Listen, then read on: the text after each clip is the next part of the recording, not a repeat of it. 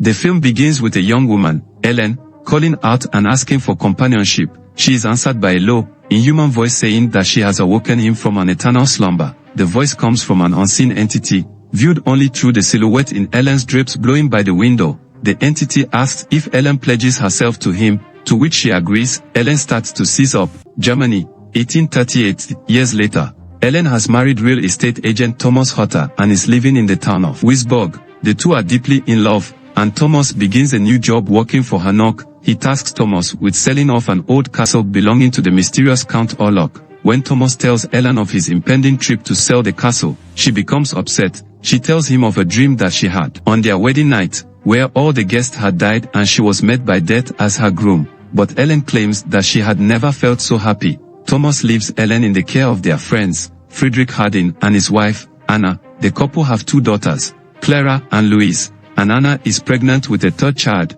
Thomas takes his leave and travels to a small village in Bohemia for the night. The locals try to shun him when they learn he has business involving the Count, but they let him stay when he pays double. At night, Thomas watches the villagers walking into the woods with a nude woman and coming to a sarcophagus containing a creature, whom they impale with a stake. Thomas later continues his journey and walks alone into the woods, where a carriage pulls up for him and escorts him to the castle in the mountains. Thomas meets Count Orlok, who mostly moves in darkness. He tells Thomas to address him as my lord and goes over the paperwork to sell the castle. Thomas cuts his thumb, which Orlok senses and feeds off the blood. Orlok sees Thomas's locket that contains a picture of Ellen, whom he recognizes as the woman who pledged loyalty to him years ago. Orlok doesn't let Thomas leave due to his weakened state. Orlok feeds off Thomas's chest while he is unconscious. Later, Thomas finds Orlok resting in his sarcophagus, confirming to him that he is a vampire. Thomas tries to kill him with a pickaxe, but Orlok awakens and pursues Thomas along with his hounds. Thomas climbs out of a window onto a ledge and jumps into the river to escape.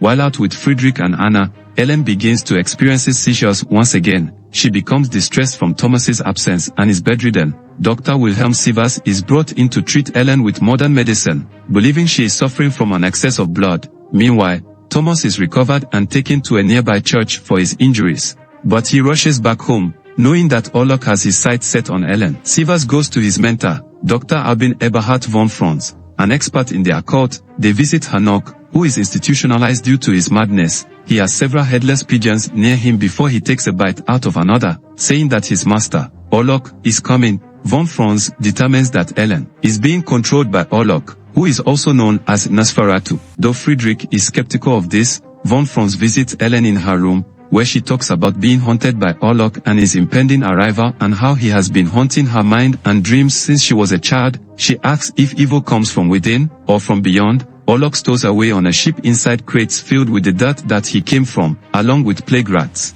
He eventually breaks free and begins to slaughter the crew mates one by one before the ship crashes into the harbor of Wisborg. Thomas makes his way back to Ellen, but Orlok is mind-controlling her to speak through her and taunt him. The Count arrives in Wisborg and is taken by an escaped Nog to his new residence. He says that his plans can only be complete if Ellen repledges herself to him willingly, as it would not work if he took her by force. At night, Orlok appears to Ellen in a dream while she sleeps next to Anna. Ellen has come to see Orlok for the monster that he is and refuses to join him. He gives her 3 nights, beginning that night, to change her mind and divorce Thomas, or he will kill everyone she loves and take the rest of the town with him. When Ellen awakens, she finds Anna on the floor with rats running around her body. Rats continue to spread a plague through Wisborg. Orlok continues to try and get into Ellen's mind to push Thomas away, but she has him have rough sex with her in an act of defiance against the Count. At night, Anna hears her daughter screaming and comes to find Orlok feeding off Clara and Louise before he advances toward her,